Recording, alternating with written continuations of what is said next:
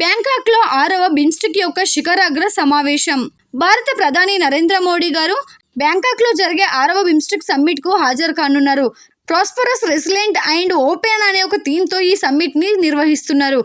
BIMSTEC యొక్క meaning వచ్చేసి Bay of Bengal Initiative for Multi Sectoral Technical and Economy cooperation.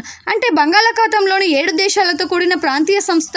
Bangladesh, Bhutan, India, Nepal, Sri Lanka, Myanmar, Thailand దేశాలు ఇందులో ఉన్నాయి.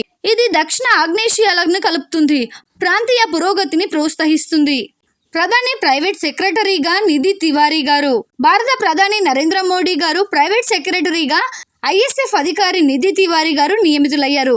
క్యాబినెట్ అపాయింట్మెంట్ కమిటీ నిధి నియామకానికి ఆమోదించింది.